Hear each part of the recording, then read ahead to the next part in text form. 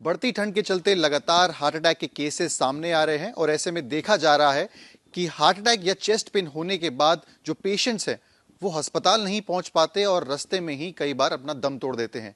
ऐसे में कानपुर के एलपीएस कार्डियोलॉजी, जो कि उत्तर प्रदेश का सबसे बड़ा हार्ट हॉस्पिटल है, उन्होंने एक किट तैयार करी है जो लोग अपने पास रख सकते हैं और अगर उन्हें चेस्ट पेन या हार्ट अटैक होता है तो उस किट से दवाइयां तुरंत मौके पर लेके अपनी जांच बचा सकते हैं। इस पर बात करने के लिए हमारे साथ मौजूद हैं डॉक्टर नीरज कुमार, जिन्होंने किट तैयार की है। कितने की ये पूरी किट है, क्या क्या इसमें दवाई है, इस पे बात करेंगे।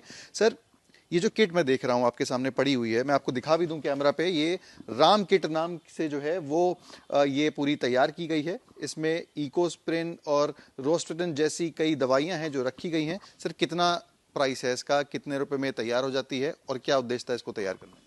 ये इस एक किट की कीमत 5.5, 6, 7 रुपये।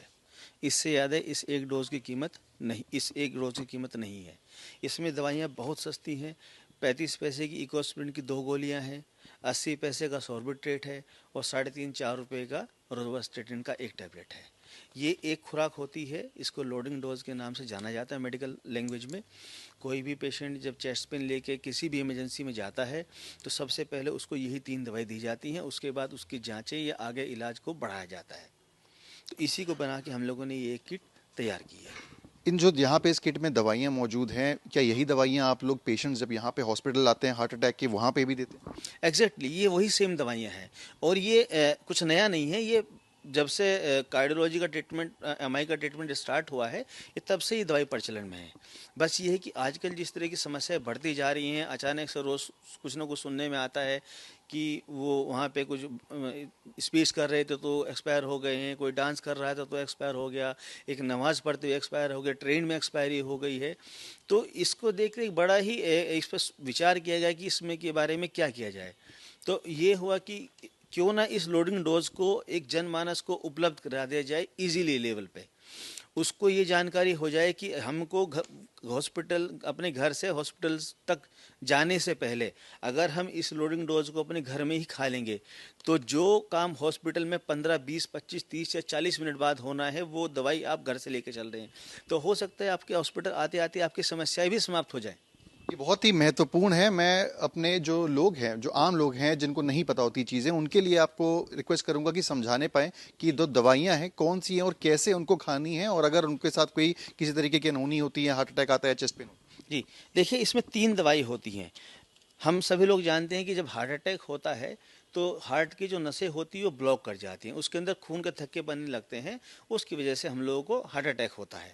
तो उसको रोकने के लिए 2 गोली इकोस्प्रिन की एक साथ खानी होती हैं। ये ब्लड थिनर है, जो खून का थक्का बन रहा है उसको रोकती है, उसको बनने नहीं देती है।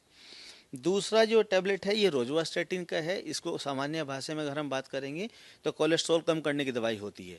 ये उस थक्के के प्रसार को रोकती है। है। इन दोनों को कैसे लेना है? ये 2 गोली, हमको 2 गोली इकोस्प्रिन और एक टैबलेट रोजुवास्टेटिन की पानी के साथ खा लेनी है। तीसरी जो दवाई है वो सॉर्बिट्रेट या आइसोडिल होती है। इसको खाना नहीं होता है, इसको जीभ के नीचे रख के हमको चूसना है। उससे फ़ायदा ये होता है कि अगर हम खाते हैं तो दवाई पहले हमारे पेट में जाती है और फिर ब्लड में जाती है। चूसने से ये दवाई सीधा आपके ब्लड में ही जाएगी। तो ये एक इंजेक्शन की तरह काम करता है। जैसे इंजेक्शन हम लोग सीधा ब्लड में देते हैं तो ये इंजेक्शन ही है एक तरह का। तो जैसे ही हम इसको खाते हैं ये तुरंत असर कर देती है और ये इसका काम होता है कि जो हृदय की जो नसें सिकुड़ गई हैं, जो ब्लॉक हो गई हैं, उनको खोल देगा। तो जो ब्लॉकेज आया था वो ऑटोमेटिकली उसके खुलने की वजह से कम हो जाएगा और खून का बहाव दोबारा शुरू हो जाएगा। मैं देख रहा था इसमें आपने जो किट का नाम है वो राम किट रखा है। राम किट के पीछे रखने के नाम के पीछे क्या उद्देश्य है? देखिए, इसके पीछे कई सारी चीज़ें हैं। पहली चीज़ तो प्रभु राम सबका एक जो हम लोग की आस्था है कि जब कुछ भी गलत होता है तो ईश्वर बचाएंगे।